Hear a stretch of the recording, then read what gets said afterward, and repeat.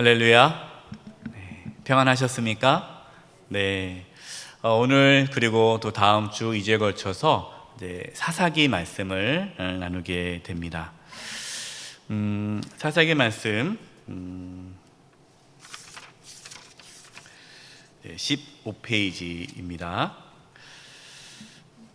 교재 다 있으시죠? 네, 없으신 분들 정도로 주시면 다 있나요? 네.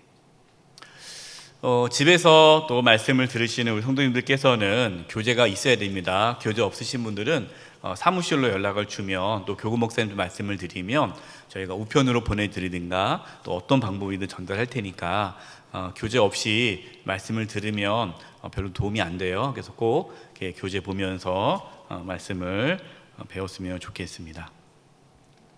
이스라엘 백성들 드디어 하나님의 약속대로 어디에 들어가게 되었습니까? 네, 가나안 땅에 들어가게 되었습니다. 가나안 땅은 하나님께서 약속하신 땅이죠. 이 가나안 땅에 들어갔을 때 안식에 들어갔다라고 말씀하고 있어요. 안식. 성경에서 중요한 단어가 안식이라고 말씀을 드렸습니다. 하나님께 세상을 창조하신 목적, 하나님께 세상을 왜 창조하셨는가? 우리에게 안식을 주시기 위해서다라는 거죠. 그럼 안식이 그냥 단순히 그냥 먹고 놀고 누워있고 아무것도 안 하고 쉬는 게 안식이 아니라 하나님과의 교제, 하나님과의 교제가 있는 것이 안식이다라는 거죠. 천국이 왜 좋습니까? 천국이 좋은 이유는 천국은 영원토록 하나님과 교제하는 곳이기 때문에 천국이 좋은 곳이죠. 그래서 우리가 천국에 들어간다는 것을 안식에 들어갔다라고 말을 하는 겁니다. 그래서 여러분들이 안식에 대해서 잘 생각을 하셔야 되는데 하나님께서 이스라엘 백성들을 가나안 땅으로 인도한 이유는 창세기에 하나님께서 처음에 세상을 창조하시고 에덴 동산을 만드시고 그곳이 이제 하나님의 안식을 경험할 수 있는 공간으로 만드셨는데 죄로 인해서 이제 쫓겨나게 되지 않았습니까? 이제 그것이 이제 하나님께서 눈에 보이는 안식의 회복을 가나안 땅으로 말씀하신 거예요. 그래서 이스라엘 백성들이 가나안 땅에 들어가는 것이 1차적으로 가시적으로 안식, 하나님께서 안식을 회복하는 그러한 구원의 과정을 보여주는 겁니다. 물론 가나안 땅에 들어가는 것이 완전한 안식은 아니죠. 상징적인 의미가 있는 것이고 저와 여러분이 들어갈 가나안 땅, 실제로 우리가 가야 할 영원한 가나안 땅은 천국이죠. 천국.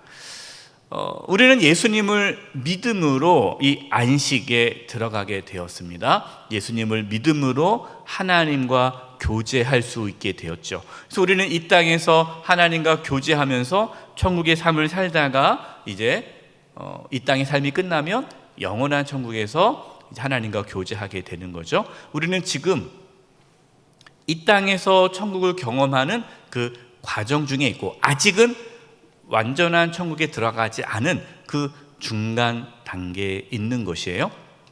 근데 사사기 말씀은 뭐냐? 가나안 땅에 들어갔어요. 안식에 들어갔어요. 근데 안식에 들어갔다고 해서 안식을 누리는 건 아니죠. 뭐라고 말씀했습니까? 너희가 순종하면, 가나안 땅 안에서 순종하면 그 가나안 땅은 축복의 땅이 될 것이고, 너희가 뭐하면? 불순종하면 그 땅은 저주의 땅이 될 것이다 라고 말씀하셨어요. 그래서 하나님께서 이스라엘 백성들을 가나안 땅으로 인도해 주셨지만 이스라엘 백성들이 가나안 땅에 들어와 있다고 해서 자동적으로 저절로 축복의 삶을 사는 것은 아니다. 이스라엘 백성들이 하나님께 순종하느냐 순종하지 않느냐에 따라서 가나안 땅에 살고 있지만 그 땅이 축복의 땅이 될 수 있고 저주의 땅이 될 수 있다라는 겁니다.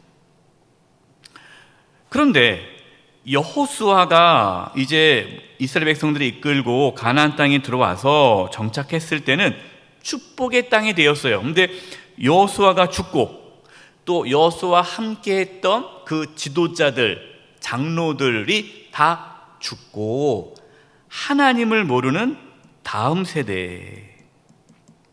안타까운 일이죠. 다음 세대인데 하나님을 몰라요. 다음 세대가 일어섰을 때 어떻게 됩니까?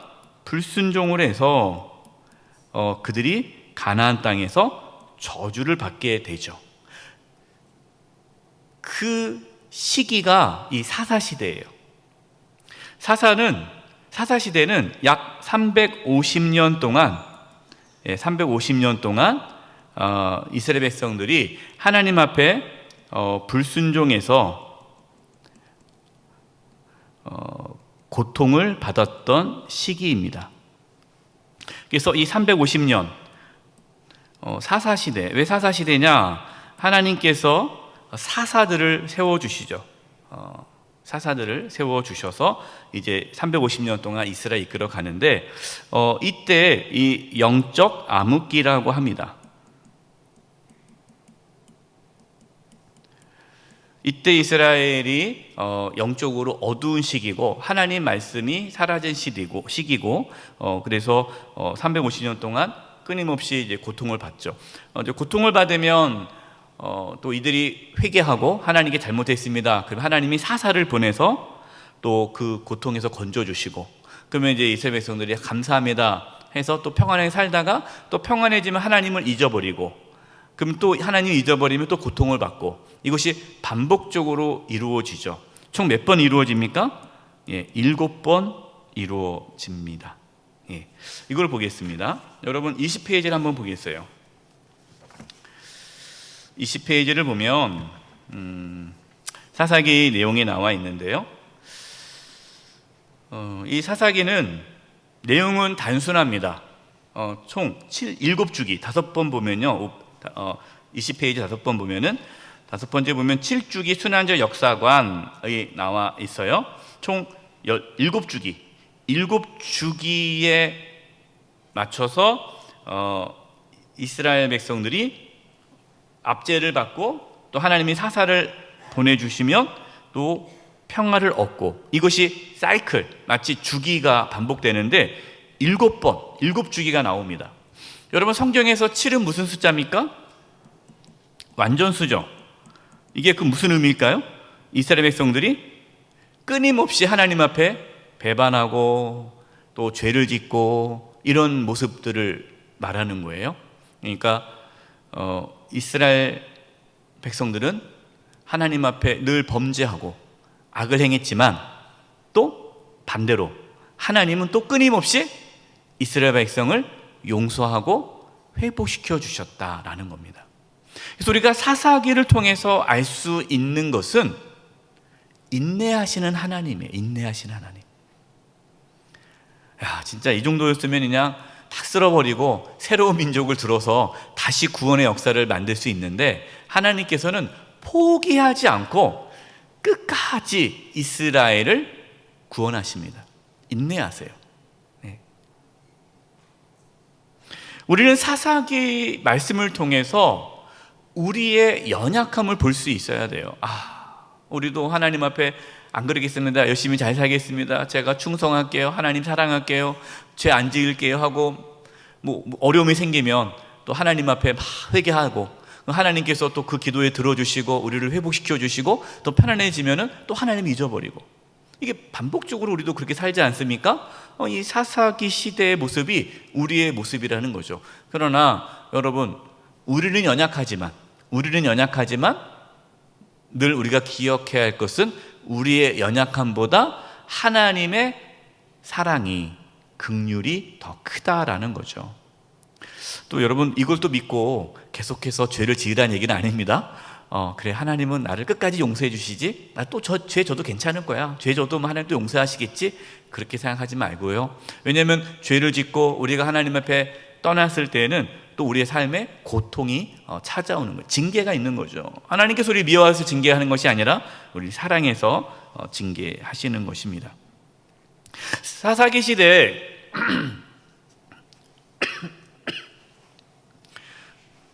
죄송합니다. 이스라엘 백성들이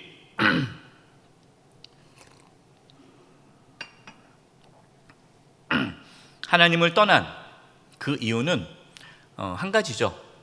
하나님을 몰라서. 하나님을 몰랐기 때문에 하나님을 몰라서 이제 하나님을 떠나 우상을 섬기게 되고 그곳으로 고통을 겪게 되는 거예요. 그래서 사사기 시대에서 이스라엘이 회복해야 할 것은 하나님을 아는 것입니다. 지금 우리가 이 사사 시대에 있다고 볼 수가 있어요. 영적인 암흑기 시대예요. 물론 하나님의 말씀이 있었지만 그 하나님의 말씀이 이 이스라엘 백성들에게 잘 전달되어지지 않았고 하나님의 말씀이 사라진 시대죠. 그래서 이 350년 동안 하나님 말씀이 사라진 시대고, 그리고 350년이 지나고 나서 하나님께서 마지막 사사를 세우시죠. 그게 누굽니까? 사무엘. 그래서 하나님이 사무엘을 통해서 다시 하나님의 말씀하시고, 사무엘을 통해서 하나님의 다시 구원의 역사가 나타나게 됩니다. 이제 오늘하고 다음 주에 걸쳐서 이 사사 시대에 하나님께서 어떻게 역사하셨고, 또 이 사사 시대에 하나님의 인내하심을 우리가 함께 보았으면 좋겠습니다. 이제 들어가 보겠습니다. 15페이지. 인내하시는 하나님. 왜 제목을 인내하시는 하나님으로 잡았는지 이해하시죠? 네, 하나님은 우리를 참아주세요. 하나님의 인내가 없으면 우리는 벌써 다 죽었겠죠? 네, 그래서 하나님의 그 인내하심에 대해서 우리가 감사하면서 신앙생활 했으면 좋겠습니다. 첫 번째, 이스라엘의 타락입니다. 1번, 말씀에 순종하지 않음. 사사기 1장 28절 한번 읽어보겠습니다. 시작. 이스라엘이 강성한 후에야 가나안 족속에게 노역을 시켰고 다 쫓아내지 아니하였더라. 우리가 지난번 말씀에서, 여호수아 말씀에서도 이 말씀이 나옵니다. 하나님께서는 가나안 땅에 너희들이 들어가면은 그 가나안 족속을 다 내쫓으라, 진멸하라고 말씀을 하셨어요. 근데 이스라엘 백성들이 진멸하지 않습니다. 가나안 땅에 들어갔지만 가나안 족속과 함께 살아가요. 그 이유가 뭡니까? 첫 번째는 두려움 때문에. 지난번에 말씀을 드렸습니다. 왜 두려움이 있습니까? 그들은 철병거가 있어요. 무기가 강력해요. 가나안 족속의 무기는 이스라엘 자손이 갖고 있는 무기보다 월등하기 때문에 이 싸움이 안 돼요. 그래서 두려움 때문에 이들을 못 쫓아냅니다. 이건 믿음이 없어서죠. 하나님께서 분명히 그들을 다 내쫓으라고 말씀했으면 싸움을 이길 수 있는 거예요. 이스라엘 백성들이 여리고성이 힘이 있어서 점령한 거 아니잖아요. 분명히 하나님께서 말씀하셨으면 싸우면 이길 수 있는데 믿음이 없으니까 두려움 때문에 쫓아내지 못한 거예요. 여러분, 우리의 삶도 마찬가지입니다.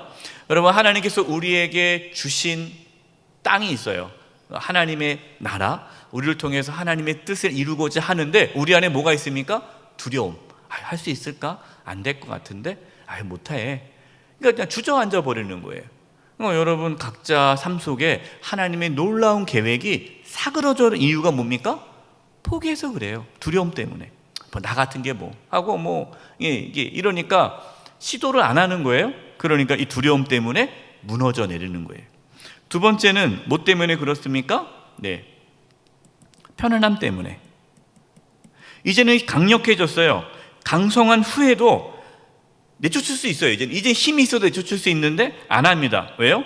그들을 노역시키기 위해서, 노예로 삼기 위해서. 그러니까 사람 쓰는 거죠. 그러니까 이제 편한 거예요. 이게 그 주재원으로 계셨던 분들, 이렇게 동남아시아 쪽에 주재원으로 계셨던 분들이 한국으로 안 들어오려고 그래요. 왜 안 들어오려고 그러냐 그러니까 그 동남아시아에는 이제 인건비가 싸기 때문에 일하시는 분들이 많아요. 기사도 있고 정원사도 있고 요리사도 있고 아이 보모도 있고 이렇게 3-4명 막 이렇게 있어요. 그러니까 아무것도 안 해. 다 해줘요. 편하게 살다가 한국에 들어오면 다 내가 해야 되잖아요. 그래서 절대로 안 들어온다고 합니다. 요즘엔 모르겠어요. 예전에는 그랬는데 왜? 사람을 쓰기 시작하면요 편해가지고 이제 내가 하고 싶지 않은 거예요. 이게 편안함이죠. 이 두 가지 때문에 이스라엘 백성들은 가나안 족속을 내쫓지 않게 됩니다. 그 결과 어떻게 됩니까? 가나안 족속과 함께 살면서 그들의 여자, 그 가나안 족속의 여자를 아내로 맞이해요. 그러니까 우상숭배가 되는 거예요. 그리고 그 가나안 풍습을 따라가기 시작하는 거예요. 하나님이 절대로 그들을 진멸하라는 이유는 뭐냐면 가나안 풍습, 우상숭배를 하지 못하도록 하기 위해서 하나님이 진멸하라고 했는데 그들과 함께 어울리면서 우상숭배가 되는 거예요. 그래서 이 사사기 2장 2절과 3절 보십시오. 15페이지에 있습니다. 너희는 이 땅의 주민과 언약을 맺지 말며 그들의 제단들을 헐라하였거늘 너희가 내 목소리를 뭐하며 듣지 아니하였으니 어찌하여 그리하였느냐. 3절 같이 한번 읽어보겠습니다. 시작. 그러므로 내가 또 말하기를 내가 그들을 너희 앞에서 쫓아내지 아니하리니 그들이 너희 옆구리에 가시가 될 것이며 그들의 신들이 너희에게 올무가 되리라 하였노라. 가시가 되고 올무가 된다라는 거예요. 여러분, 우리의 삶 속에 하나님 말씀에 순종하지 않고 불순종하는 그 삶 때문에 그것이 우리의 삶의 가시와 올무가 됩니다. 여러분, 우리가 자녀를 믿음으로 잘 양육하지 않으면 그 자녀가 우리의 가시와 올무가 되는 거예요. 내가 하나님 앞에 불순종한 그 삶의 모습들이 가시와 올무가 되어 나를 끝까지 괴롭히는 거예요. 여러분, 그래서 우리는 예수님 믿었다고 끝나는 것이 아니라 예수를 잘 믿어야 되고 또 예수님 믿고 하나님의 자녀가 되었다고 끝나는 것이 아니라 하나님의 자녀로서 이 땅에서 끝까지 믿음의 길을 걸어갈 때에 우리의 삶에 이러한 가시와 올무가 생기지 않은 거예요. 이들이 말씀에 순종하지 않은 이유가 뭐라고 나옵니까? 두 번째, 하나님을 알지 못합니다. 사사기 2장 10절입니다. 그 세대의 사람도, 그 세대 사람은 어떤 사람이에요? 여호수아와 함께 있던 사람들. 그러니까 여호수아와 함께 하나님의 말씀대로 이 가나안 땅에 들어오고 광야를 지나서 막 이렇게 함께 하나님의 역사를 경험했던, 하나님을 알았던 그 세대 사람도 다 그 조상들에게 돌아갔고 그 후에 일어난 다른 세대가 뭡니까? 다음 세대죠. 다음 세대. 여호와를 알지 못하며 여호와께서 이스라엘을 위하여 행하신 일도 알지 못하였더라. 그러니까 신앙의 대입기가 실패한 거죠. 지금 한국 교회의 가장 큰 문제가 뭐예요? 신앙의 대입기가 실패했다라는 거예요. 부모님들은 다 교회 다니는데 다음 세대들이 교회를 안 다녀요. 지금 심각합니다. 30대, 40대 교회 안 다녀요. 근데 그 30대, 40대 부모님이 다 교회 한종 집분자들 재직이고 다 60대, 70대, 80대 되시는 다 은퇴하신 다 뭐 정말 교회 충성이 또 엄청난 분들이신데 그 자녀들이 교회를 안 다녀요.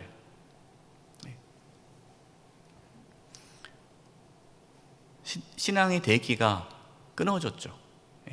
근데 지금 특히 청년들은 심각합니다. 청년들은 지금 청년들 복음화율이 3%가 안 돼요. 청년들.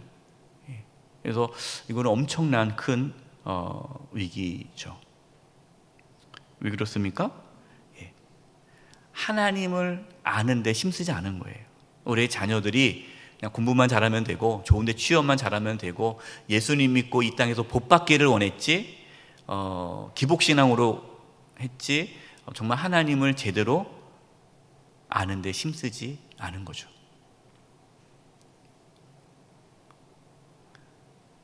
이게 가장 큰 문제예요. 기복신앙, 예수님 믿으면 복 받는다 그랬는데 예수님 안 믿어도 복 받는 길이 많거든요. 이 복이라는 게 세상 복이잖아요. 그러니까 교회를 안 다녀도 잘 살 수 있는 게 너무나 많으니까 그것이 이 젊은 세대들에게는 뭐 받아들이지 않고 또 그런 이중적인 모습, 부모님의 이중적인 신앙의 모습 보면서 또 신앙의 길을 떠나는 모습들이 많은 거예요. 세 번째, 하나님을 버림. 하나님을 알지 못하니까 하나님을 버리게 되는 거예요. 사사기 2장 11절 13절. 이스라엘 자손이 여호와의 목전에 악을 행하여 바알들을 섬기며 애굽 땅에서 그들을 인도하여 내신 그들의 조상들의 하나님 여호와를 뭐하고? 버렸어요. 하나님 버렸습니다. 다른 신들 곧 그들의 주위에 있는 백성의 신들을 따라 그들에게 절하여 여호와를 진노하게 하시게 하였으되 곧 그들이 여호와를 버리고 바알과 아스다롯을 섬겼으므로. 바알과 아스다롯 가나안 신들이죠. 어떻게 되었습니까? 그러자 고통을 당하게 됐죠. 사사기 2장 14절 15절.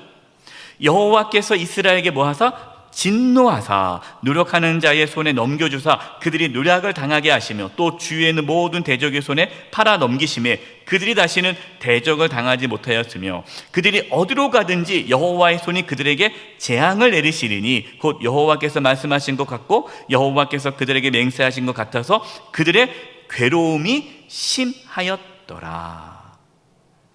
여러분, 그동안 이스라엘 자손들이 가나안 땅에서 평안했던 것은 그들에게 능력이 있어서가 아니죠. 하나님께서 지켜주신 거예요. 여러분, 평안함은요 당연한 게 아닙니다.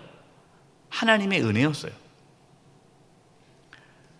하나님께서 돌보지 않으시면 우리의 삶은 고단해지는 거예요. 고단해지는 거예요.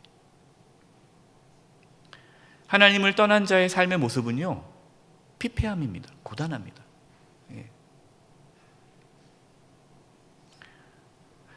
하나님께서 이렇게 고통 가운데 있는 이스라엘 자손들을 다시 구원하기 위해 사사들을 세우시죠. 이게 두 번째, 인내하시는 하나님. 하나님의 인내하심이 나타납니다. 자, 사사들을 세우시는데 사사기 2장 16절 18절. 여호와께서 사사들을 세우사. 여러분, 이제 성경에 이제 사사가 나와요. 이 사사 히브리 말로 쇼페팀이라고 하는데요. 이제 재판관이란 뜻입니다. 사사. 그러니까 판결하다, 재판하다. 이 단어에서 나온 단어가 사사예요. 사사. 그러니까 당시의 지도자는요 재판관이었습니다. 판결을 내리는 사람이 지도자예요. 그래서 모세가 이스라엘 백성들이 이끌어갔을 때 재판을 하느라고 힘들었잖아요. 계속 재판하니까 장인이 누가 그렇게 하지 말아라. 좀 50부장, 100부장, 1000부장 이렇게 10부장 세워가지고 그들로 하여금 작은 재판을 하게 하고 큰 것만 해라 하지 않았습니까? 이 지도자의 역할은 재판하는 거예요. 이 지도자죠. 그래서 하나님께서 이 사사를 세우십니다. 이 사사를 하나님께서 그때그때 세우세요. 하나님 직접 세우십니다. 왜 그러냐면 영적 암흑기이기 때문에 당시에 제사장이 있어요. 제사장이 있습니다. 제사장이 어디에 있습니까? 실로라는 곳에 있어요. 실로. 나중에 이제 지도를 보면 알겠지만 이 실로에 법궤가 있어요. 실로에 법궤가 있고 제사장이 있습니다. 그런데 제사장이 제사장 역할을 제대로 못해요. 제사장이 있지만 이 당시에는 암흑기라 이 제사가 완전히 다 무너진 상태라 하나님께서는 사람을 세워서 사사를 세워서 그 민족을 이스라엘 자손을 이끌어 갑니다. 자, 이게 16절이에요. 사사기 2장 16절. 여호와 사사를 세우사 노략자의 손에서 그들을 구원하게 하셨으나 18절. 여호와께서 그들을 위하여 사사들을 세우실 때에는 그 사사와 함께 하셨고. 자, 사사가 사는 날 동안, 이게 중요해요. 사사가 살아있는 동안에만이에요. 왜? 사사가 죽으면 또 이스라엘 자손들이 또 하나님을 떠나버리니까. 그러니까 사사가 살아있는 동안에는 여호와께서 그들을 대적의 손에서 구원하셨으니 같이 한번 읽어보겠습니다. 시작. 이는 그들이 대적에게 압박과 괴롭게 함을 받아 슬피 부르짖음으로 여호와께서 뜻을 돌이키셨음이거늘. 여러분 밑줄 치세요. 여호와께서 뜻을 돌이키셨음이거늘. 하나님께서 뜻을 돌이켰다라는 겁니다. 여러분, 하나님은요, 뜻을 돌이키시는 분이세요. 하나님은 이스라엘 자손을 진멸하려고 그러고 심판하려고 했지만 이스라엘 자손이 회개하고 하나님을 찾을 때에 그 뜻을 돌이키세요. 여러분, 하나님의 뜻은, 하나님의 계획은 운명적이 아니에요. 운명이 아닙니다. 어떤 분들은 뭐 하나님의 뜻이 다 계획대로 돼 있겠지, 뭐 내가 뭐 한다고 뭐 되나? 그렇지 않아요. 여러분, 우리가 하나님 말씀에 순종하고 우리가 하나님의 은혜를 구하는 그 기도를 통해서 하나님의 뜻이 수정됩니다. 바뀌어집니다. 그래서 우리의 삶은요, 열려 있어요. 닫혀 있는 인생이 아니에요. 닫혀 있는 인생이라는 것은 운명론, 결정론이 아니에요. 결정되어 있는 삶이 아니라 우리의 삶은 열려 있어요. 우리가 하나님 앞에 어떻게 순종하고 하나님께 우리가 얼마나 기도하느냐에 따라서 우리의 삶이 달라진다라는 거예요. 하나님 뜻은 항상 수정되기 때문이에요. 그래서 여러분, 포기하지 마세요. 지금이라도 우리가 하나님 말씀에 순종하고 기도하기 시작하면 우리의 삶은 상상할 수 없을 만큼 달라집니다. 여러분, 그 믿으시기 바랍니다. 이게 사사시기에, 사사시대에 암흑기지만 하나님의 구원의 역사는 있다라는 거예요. 두 번째, 하나님께서 시험을 하십니다. 사사기 2장 21절 22절, 나도 여호수아가 죽을 때에 남겨둔 이방 민족들을 다시는 그들 앞에서 하나도 쫓아내지 아니하리니. 우리 22절 읽어보겠습니다. 시작. 이는 이스라엘이 그들의 조상들이 지킨 것 같이 나 여호와의 도를 지켜 행하나 아니하나 그들을 시험하려 함이라 하시니라. 하나님께서 가나안 땅에 있는 족속들을 다 물리치지 않으시고 이스라엘에게 가시와 올무가 되게 하신 것은, 가시가 되게 하신 것은 이스라엘 자손이 하나님께 순종하는가 순종하지 않는가를 시험하시기 위해서다라는 거예요. 여러분, 우리는 우리의 삶에 때로 알 수 없는 고난이 찾아올 수 있어요. 어려움이 찾아올 수 있어요. 여러분, 그때 우리는 그 시험, 그 고난과 어려움을 하나님께서 나의 믿음을 자라게 하려는 시험이구나, 테스트구나 라고 생각하시고 그 시험을 잘 통과할 수 있기를 바랍니다. 네. 그때 원망하고 뭐 짜증내고 왜 나한테만 맨날 이러시냐고 그러면 맨날 통과 못해가지고 맨날 그 자리 빙빙빙빙 돌아요. 네. 그래서 세 번째, 고난의 유익. 사사기 3장 1절과 4절입니다. 여호와께서 가나안의 모든 전쟁들을 알지 못한 이스라엘을, 그러니까 모든 전쟁을 알지 못한 이스라엘은 뭡니까? 다음 세대, 그러니까 이 여호와를 알지 못한 세대잖아요. 그냥 가나안 땅에서 편하게 살다가 태어난 자녀들이에요. 그러니까 이들은 뭐 전쟁도 모르고 하나님의 능력도 경험하지 못했고 모태신앙이잖아요. 그러니까 뭐 얘기는 들었어요. 옛날에 뭐 우리 하나님께서 뭐 홍해를 가르시고 뭐 하고 얘기는 들었는데 그게 나와 관계없는 하나님 같이. 모태신앙이들이 그러잖아요. 뭐 내가 경험하지 못한 하나님, 엄마 아빠는 뭐 하나님 만났다고 하는데 나는 뭐 하나님 그런가 보다, 이렇게 뭐 뜨뜻미지근한 이 신앙을 갖고 있었던 이 이스라엘 이 자손들을 시험하려 하시며. 2절, 이스라엘 자손의 세대 중에 아직 전쟁을 알지 못하는 자들에게 그것을 가르쳐 알게 하려 하사 남겨두신 이방 민족들은 블레셋 자석 군주들과 모든 가나안 족속과 시돈 족속과 바알 헤르몬 산에서부터 하맛 입구까지 레바논 산에 거주하는 히위 족속이라. 우리 4절 같이 한번 읽어보겠습니다. 시작. 남겨두신 이방 민족들로 이스라엘을 시험하사 여호와께서 모세를 통하여 그들의 조상들에게 이르신 명령들을 순종하는지 알고자 하셨더라. 시험이라는 단어가 몇 번 나오죠. 하나님께서는 이러한 과정을 통해서 이스라엘, 하나님을 알지 못하는 이스라엘 자손들이 하나님을 알도록 하기 위해 이러한 시험을 허락하셨다라는 겁니다. 여러분, 여기서 우리가 이 고난에 대해서 잠깐 나누면요, 고난은 고난으로 끝나는 인생이 있고요, 고난이 축복으로 변하는 인생이 있어요. 이런 말이 있지 않습니까? 고난은 축복입니다 라는 얘기를 하잖아요. 저는 그렇게 생각하지 않아요. 고난은 고난이에요. 고난이 고난으로 끝날 수 있고 고난이 축복이 될 수 있어요. 어떻게 하느냐에 따라서 달라집니다. 그냥 단순히 고난 자체가 축복이 되지 않아요. 고난 가운데 우리가 뭐하면? 순종하면, 고난 가운데서도 순종하면 그 고난은 축복이 되는 거고요. 불순종하면 그 고난은 그냥 고난이 되는 거예요. 그럼 망하 끝나는 거예요. 저와 여러분은 우리가 어떠한 삶을 살 때, 우리 삶에 어떠한 고난과 역경과 어려움이 있을 때에 끝까지 순종함으로 그 고난이 축복이 되는 은혜가 있기를 바랍니다. 이게 중요해요. 그래서 우리는 어떠한 상황에서도 순종을 해야 돼요. 자, 이제 네 번째, 사사기의 역사입니다. 하나님의 끊임없는 용서예요. 사사기의 역사는 이것이 반복됩니다. 첫 번째는 죄예요. 사사기 3장 7절, 이스라엘 자손이 여호와의 목전에 악을 행하여 자기들의 하나님 여호와를 잊어버리고 바알들과 아세를 섬긴지라.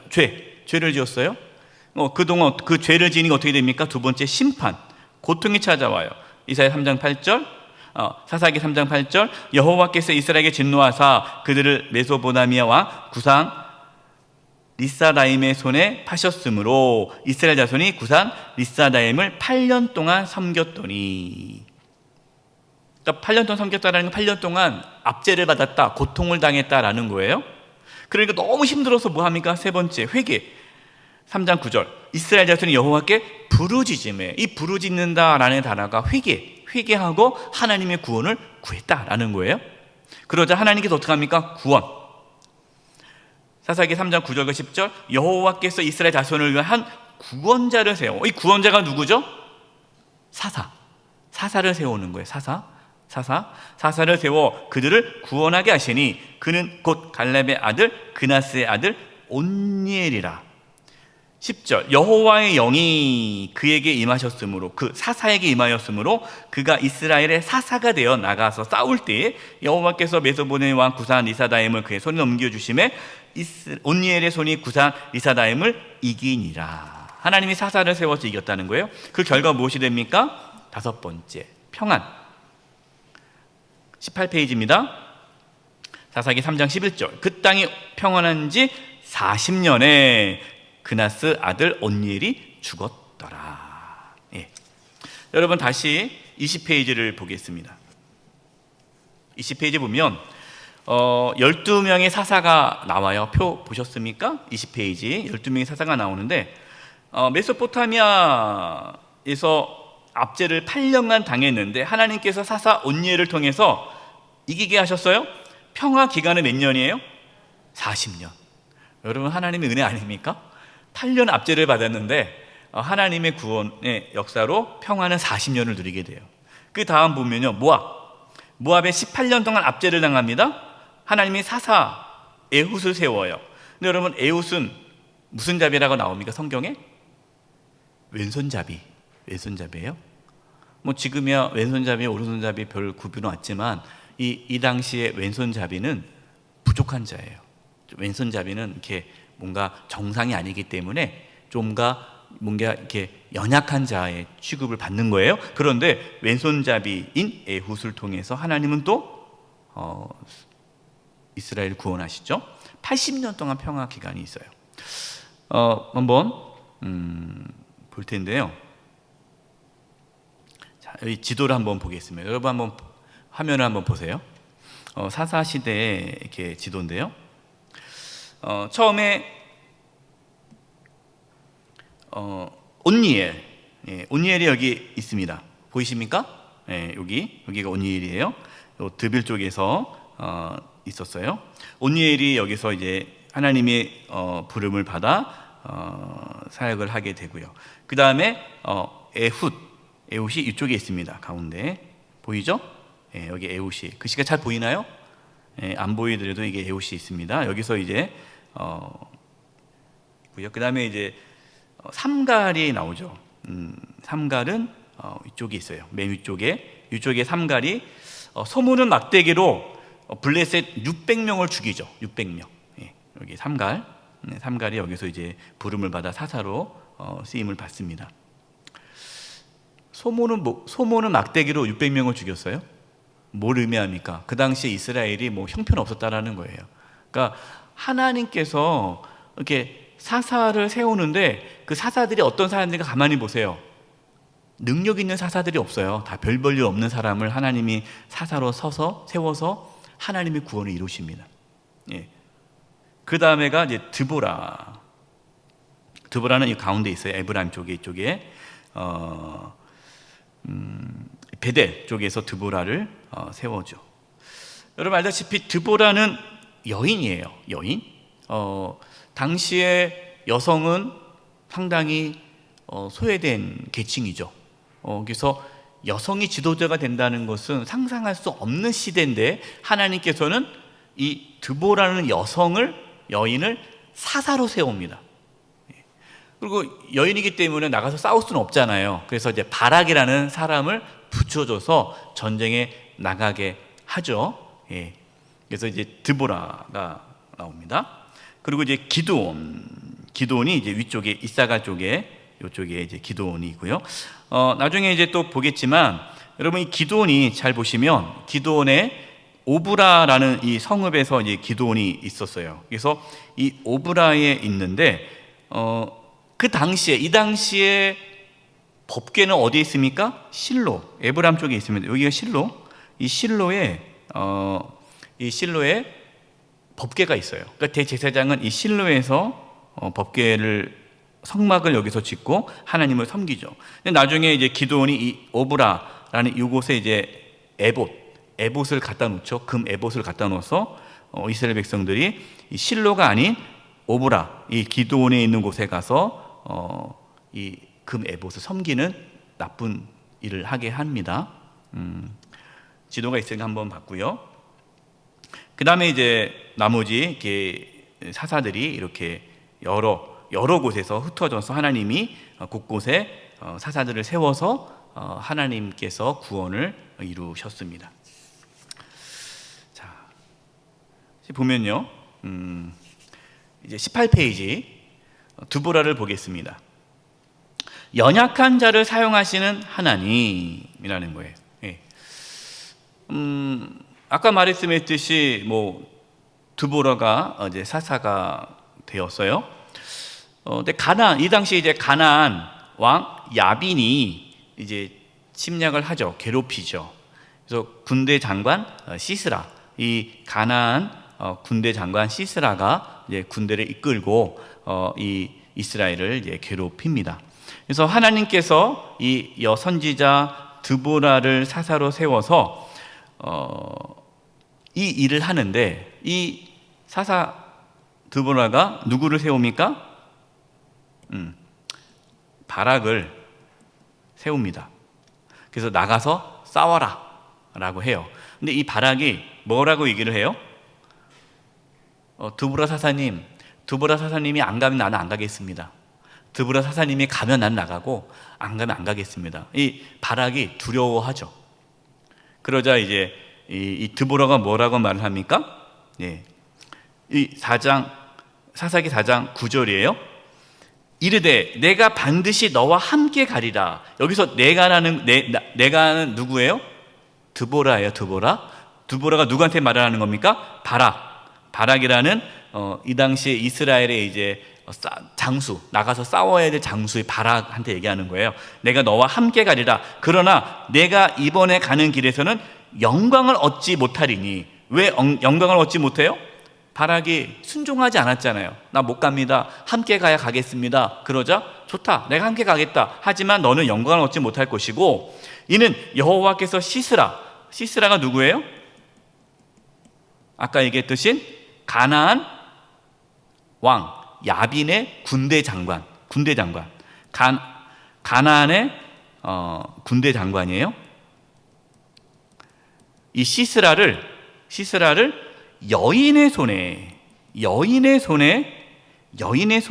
파실 것입니다 하고 드보라가 일어나 바락과 함께 게데스로 가니라.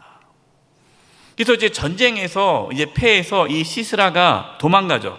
도망가는데 이제 여러분이 뭐 성경 다 읽으셨겠지만, 헤벨이라는 사람의 성읍에 숨죠. 거기에 아내 야엘, 이 야엘이라는 이 여인이 이 시스라에게 우유를 주면서 이제 잠을 주무시라고 쉬라고 했을 때, 이렇게 시스라가 잠을 자고 있을 때 이 야엘의 여인이 말뚝을 가져다가 이 시스라의 관자에다가 말뚝을 박아 시스라를 죽이죠. 이렇게 해서 하나님께서는 연약한 여인을 통해 이 시스라를 하나님께서 심판하십니다. 하나님께서는 이 드보라 그리고 이 야일이라는 여인을 통해 연약한 여인이지만 하나님께서는 이렇게 하나님의 구원의 역사를 이루어갔다는 것을 우리에게 보여주십니다. 여러분, 우리가 연약하다고 해서 나는 할 수 없어 라고 생각하면 안 돼요. 하나님은 연약한 우리를 들어서 위대한 일을 하십니다. 여러분의 자녀가 이런 분들이 있어요. 뭐 집사님, 권사님, 자녀들 어떠세요? 그럼 뭐 우리 애 한심해. 나는 기대도 안 해요. 그냥 한심해 죽겠어요. 그럼 자꾸 이런 말을 하잖아요. 그럼 그 자녀는 어떻게 됩니까? 한심해져요. 그러지 마세요. 하나님께서 함께 하시면 정말 놀라운 일들을 이룰 수가 있어요. 그렇기 때문에 늘 격려하시고 축복하시고 기도하시고, 하나님께서 너와 함께 하시면 너는 정말 하나님의 위대한 일을 할 수 있다라는 것을 나이가 50이 된 자녀에도 해주시기 바랍니다. 나이가 50 된 자녀, 너 이제 끝났어, 이제 하지 마시고 끝까지 축복해 주셔야 돼요.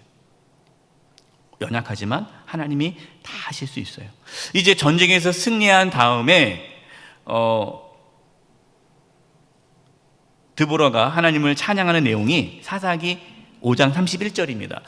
여러분, 사사기 5장은요, 이를 참고로 사사기 5장에 나와 있는 노래가 있어요. 사사기 5장에 나와 있는 이스라엘의 그 하나님에 대한 노래 나오는데, 역사학자들은요, 이 사사기 5장의 내용이 가장 오래된 문헌이다라고 얘기를 해요. 가장 오래된 문헌이다. 그래서 역사학자들에게 있어서는 이 사사기 5장의 이 자료가 엄청나게 중요합니다. 이거는 제가 우리가 성경 관계 없어요. 역사학자들 입장에서는 사사기 5장이 중요한 역사 자료예요. 발견된 문서로서 인류의 성경에서 가장 오래된 문서가 사사기 5장이다 하는 겁니다. 사사기 5장 31절 다 중요한 말씀. 여러분, 사사기 5장을 묵상하면 많은 은혜가 되는데 그 중에 함께 나누고 싶은 구절이 31절이에요. 우리 31절 같이 한번 읽어보겠습니다. 시작. 여호와여, 주의 원수들은 다 이와 같이 망하게 하시고 주를 사랑하는 자들은 해가 힘있게 돋음같게 하시옵소서 하니라. 그 땅이 40년 동안 평온하였더라. 아멘. 여러분, 너무 멋지지 않습니까? 표현이? 해가 힘있게 돋음같게 하시옵소서. 여러분, 우리가 새해가 되면 해돋이 보러 가잖아요. 해돋이 왜 보러 갑니까? 해가 떠오르는 모습 보면 얼마나 그 장엄하고 멋집니까? 새해에 해가 쫙 떠오르는 그거 모습 보면서 내가 오늘 한 해도 저렇게 힘있게 살아야지, 이러한 걸 다짐하지 않습니까? 해가 떠오르는 그 장엄한 모습처럼 하나님을 사랑하는 자들은 해가 힘있게 돋음같게 하시옵소서라는 거예요. 이러한 삶을 살아갈 수 있기를 바랍니다. 오늘 이 자리에 있는 우리 사랑하는 성도님들, 또 영상으로 함께 하신 우리 모든 성도님들, 우리 영세 모든 가족들, 하나님을 사랑함으로 해가 힘있게 돋음 같은 삶을 살아갈 수 있기를 소망합니다. 여러분, 그것을 사모하십시오. 하루가 딱 시작됐을 때 하나님, 오늘도 해가 딱 돋음같이 오늘 하루도 내가 힘있게 살게 해 주시옵소서. 얼마나 하루가 힘차겠어요? 기분 좋겠습니까? 맨날 죽겠나 하지 마시고 새 해가 탁 떠오르는 그 해의 그 놀라운 그 능력을 우리도 하루하루 살게 해달라고. 그럼 하루하루가 힘이 넘칠 거예요. 자, 여섯 번째, 기도원입니다. 약할 때 강함 되시는 하나님. 이제 기도원을 하나님이 세우실 때에 미디안을 통해서 이제 이스라엘이 또 고통을 당합니다. 그래서 얼마나 고통을 당했는지 이스라엘 백성들이 굴을 파서 살아요. 굴. 여러분 다 읽으셨죠? 사사기? 읽고 오셔야 돼요. 읽고 오셔야 여러분 도움 되고, 또 여러분이 오늘 말씀 배우고 나면 또 읽으시고, 가장 좋은 거는 오기 전에 읽고 말씀 배우고 또 읽고, 두 번 읽으면 여러분이 너무너무 신앙에 큰 유익이 되고 하나님을 더 깊이 알게 될 것이에요. 여러분 읽으셨겠지만 이제 미디안 때문에 이스라엘 자손들이 하도 힘들어가지고 굴을 파서 삽니다. 이 미디안들이 얼마나 약았는지, 이제 1년 농사를 다 짓잖아요. 그럼 추수할 때가 되면 그때 쳐들어와서 다 걷어가 버려요. 추수를 다 해놓으면 그걸 다 싹 가져가 버려요. 그러니까 너무 고통스러운 거예요. 이루 말할 수가 없어요, 그 고통이. 그래서 이 고통이 너무 힘들어서 막 부르짖었더니 하나님께서 이제 기드온을 세우십니다. 여기는 없어요. 우리 한번 사사기 6장 12절 말씀을 보겠습니다. 사사기 6장 12절에 제가 읽을게요. 여호와의 사자가 기드온에게 나타나 이르되 큰 용사여, 그랬어요. 큰 용사여. 여호와께서 너와 함께 계시도다. 이게 하나님의 사자가 나타나서 기드온에게 한 얘기예요. 큰 용사요. 근데 기드온이 큰 용사입니까? 아니에요. 기드온은 큰 용사가 아니에요. 근데 하나님께서는 기드온에게 큰 용사여라고 그랬어요. 그럼 큰 용사의 기준이 뭐예요? 하나님이 함께 계시도다. 여러분, 이게 큰 용사의 기준이에요. 저와 여러분 하나님 앞에 큰 용사가 되기를 바랍니다. 큰 용사예요, 여러분. 세상적으로 뭔가 돈이 많아서, 능력이 많아서, 재주가 많아서 큰 용사가 아닙니다. 하나님이 함께하는 자는 큰 용사예요. 그래서 우리는 이 시대에 큰 용사가 있어야 돼요. 우리 영세교회에 큰 용사가 많아야 되죠. 하나님이 함께하시는 자. 그러자 기드온이 뭐라고 말합니까? 무슨 소리입니까? 나는 아무것도 아닙니다. 이것이 이제 오늘 18페이지 1번 기드온의 연약함, 사사기 6장 15절. 그러나 기드온이 그에게 대답하되, 여호와 사자에게 대답하되, 오 주여, 내가 무엇으로 이스라엘을 구원하리이까? 보소서, 나의 집은 므낫세 중에 극히 약하고 나는 내 아버지 집에서 가장 작은 자니이다 하니. 기드온은 사실은 약한 자예요. 별 볼 일 없는 자예요. 내세울 게 없는 자입니다. 그리고 자기도 잘 알아요. 내가 연약하다라는 것. 하나님은 누구를 쓰십니까? 약한 자를 쓰세요. 겸손한 자를 쓰세요. 그래서 나 말고 누가 하겠냐, 이런 사람은 안 쓰시고, 나 같은 자가 뭘 하겠습니까? 하나님은 그런 사람을 써요. 그렇기 때문에 우리는 늘 겸손해야 합니다. 그러자 또 사사기 6장 16절에 뭐라고 말씀합니까? 여기도 교재에 없어요. 제가 읽을게요. 여호와께서 그에게 이르시되 내가 반드시 너와 함께 있으리라. 함께 하리니 내가 미대한 사람 치기를 한 사람 치듯 하리라. 하나님께서는 내가 반드시 너와 함께 하겠다. 그러니까 걱정하지 말아라. 여러분, 하나님이 우리와 함께 하시면 걱정할 것이 없어요. 걱정할 것이 없어요. 두려울 것이 없어요. 두 번째, 연약함 가운데 나타나는 하나님의 능력입니다. 사사기 7장 2절. 여호와께서 기드온에게 이르시되 너를 따르는 백성이 너무 많은즉 내가 그들의 손에 미디안 사람을 넘겨주지 아니하리니 이는 이스라엘이 나를 거슬러 스스로 자랑하기를 내 손이 나를 구원하였다 할까 함이니라. 그래서 이제 군대를 모으는데 33,000명이 모였어요. 33,000명. 근데 싸워야 될 적군은 수백만 명이에요. 상대가 안 돼요. 33,000명도 엄청 적지 않아요. 그러니까 33,000명도 엄청 적은 숫자인데 하나님은 많다라는 거예요. 33,000명이. 그래서 3만 3천 명 가지고 전쟁에서 승리하면 야, 우리가 싸움 잘하는 3만 3천 명이 열심히 해서 싸움에서 이겼다라는 이야기를 할까 봐 너무 인원이 많다. 그래서 싸우기 싫은 사람, 두려운 사람을 내보내라.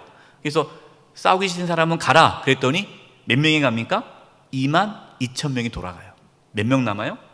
예, 만 명이 남습니다. 만 명. 근데 하나님께서 뭐라고 말씀해요? 만 명도 많다. 만 명도 많다. 그래서 어떻게 고릅니까? 이제 물을 마시는데 그냥 이렇게 땅에 무릎을 대고 그냥 물을 그냥 이 물가에 가서 그냥 허겁지겁 확 마시는 자는 빼고 무릎 꿇고 탁 서서 물을 떠가지고 손에 물을 떠가지고 이렇게 물을 마시는 자 300명만 데리고 싸우라 라고 얘기하죠.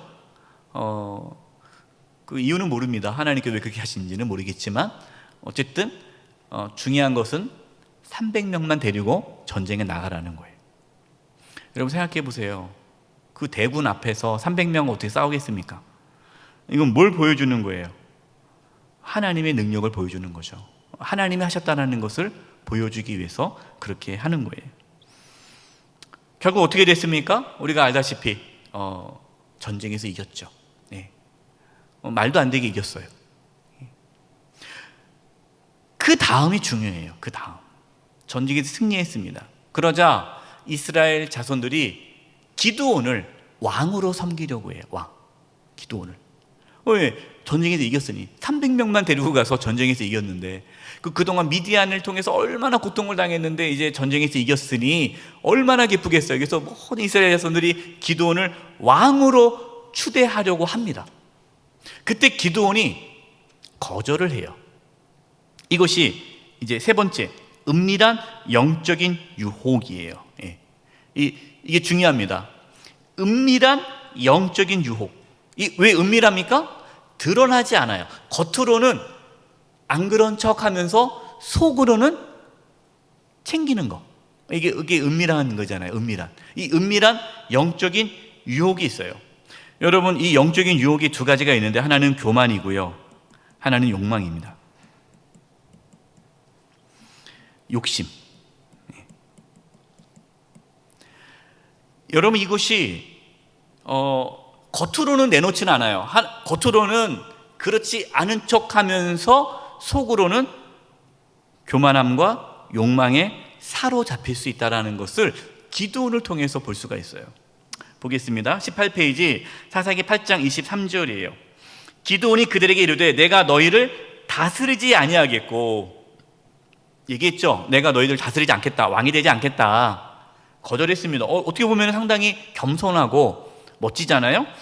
나의 아들도 너희를 다스리지 아니할 것이요 여호와께서 너희를 다스리시리라.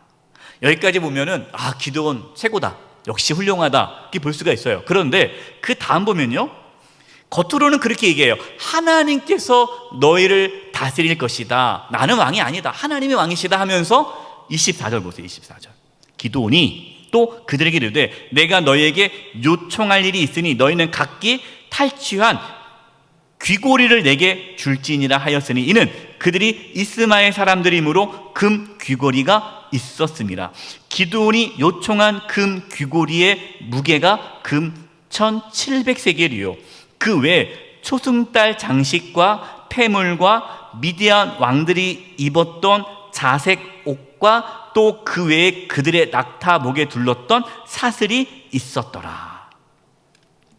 말로는 나는 왕이 안 될 겁니다 하지만 기드온이 백성들에게 요구한 것은 왕이 갖는 것들만 다 요구하는 거예요. 여기 왕들이 입었던 자색 의복, 이 자색 의복은 왕의 상징이에요. 그리고 그들이 가졌었던 낙타 목에 둘렀던 초승달 장식, 이런 것들은 다 우상숭배 물건들이에요. 그리고 그것이 미디안 왕의 권위를 내세우는 장식이거든요. 그러니까 자기는 왕이 되겠다는 말은 안 하면서도 왕을 나타내는 모든 것들 다 가져가는 거예요. 이 교만이죠. 겉으로는 아닌 척하면서 뒤로는 실세가 되고자 하는 예. 이런 거예요. 그 다음에 27절 보면 기드온이 그 금으로 에봇 하나를 만들었어요. 에봇 하나를 만들어 자기 성읍 오브라에 뒀다라는 거. 오브라. 온 이스라엘이 그것을 음란하게 위함으로 그것이 기드온과 그 집의 올무가 되었다. 여러분 이제 보면요, 이제 요게 에봇이에요. 요게 이제 에봇인데,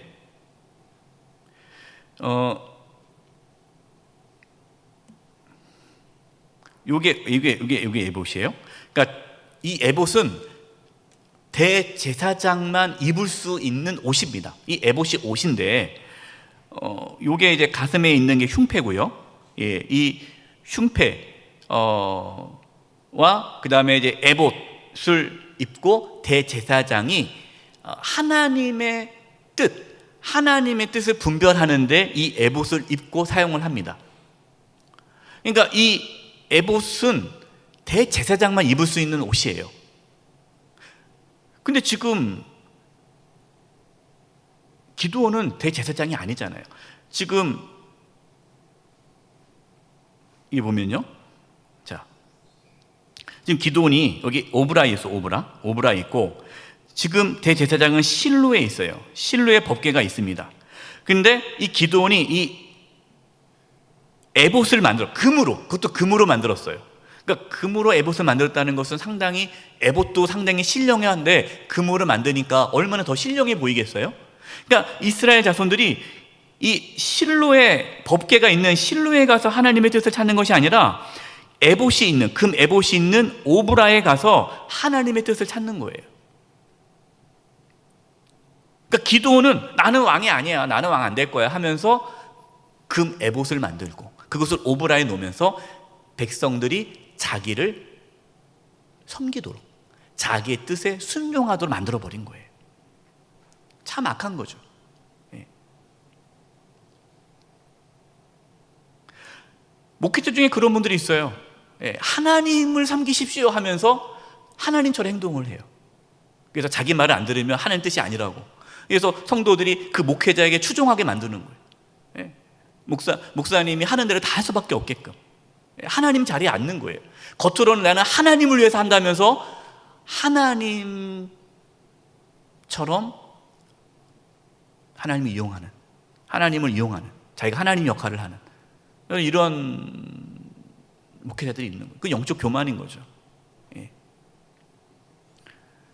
우리도 거기에 빠질 수 있어요. 여러분, 우리가 하나님을 내세우면서 우리가 하나님의 자리에 앉을 수 있어요. 예, 조심해야 됩니다. 이 영적 교만에 빠질 수가 있어요. 그 다음에 이제 보십시오. 사사기 8장 30, 31절. 기드온이 아내가 많음으로 그의 몸에 낳은 아들이 70명이. 자녀를 70명이나 낳았어요. 아들만 70명입니다. 아들만. 딸 빼고. 세겜에 있는 첩도 있어요. 예. 첩도 있는데 그 첩에 아들을 낳았는데 아비멜렉이 낳습니다. 아비멜렉. 기드온은 겉으로는 하나님이 다스릴 것이다, 나는 뭐 하나님께 쓰임 받았다 뭐 다 하지만 뒤로는 영적인 교만에 빠져서 자기가 마치 제사장 역할을 하고 왕 역할을 하고 실세로서 그 일을 계속하기를 원하면서 또한 그거를 이용해서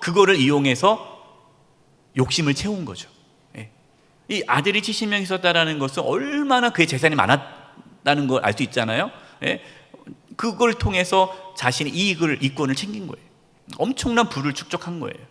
예. 이게 욕심이죠. 여러분, 우리가 조심해야 될 것이, 하나님께 쓰임 받을 때 하나님께서 우리에게 축복을 주십니다. 그 축복이 저주가 되지 않으려면 우리 안에 은밀한 유혹, 영적인 유혹, 이 교만과 욕망, 욕심을 우리는 정직하게 볼 수 있어야 되고 거기에 빠져서는 안 돼요. 예. 결국 어떻게 됐습니까? 여러분 알다시피 읽었잖아요. 그 사사기 9장 보면은 이 아비멜렉이 이 아들 70명을 다 죽이잖아요. 왜? 자기가 왕이 되려고. 예, 그래서 다 죽이고, 이때 요담 막내 막내 요담만 도망가 살게 되고 이 아비멜렉이 다 죽여요. 예. 결국에는 아비멜렉도 또 죽게 되죠. 하나님이 죽이시잖아요.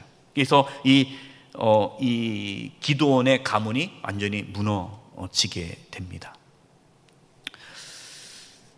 결론이에요. 오늘 말씀을 통해서 하나님께서는 하나님을 모르면 우리의 삶이 비참한 삶을 산다는 것을 이 사사 시대를 통해서 우리에게 말씀해 주셨습니다. 지금이 이 사사 시대라는 생각이 들어요.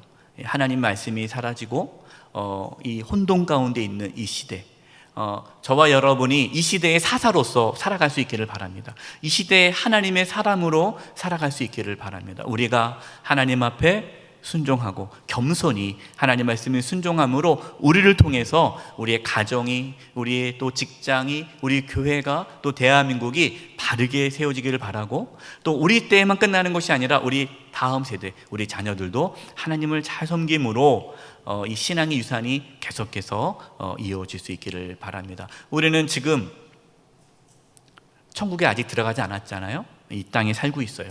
끝까지 하나님을 잘 섬김으로 우리의 삶에 참된 평화가, 샬롬이 이루어질 수 있기를 간절히 축원드립니다. 기도하겠습니다. 하나님 아버지,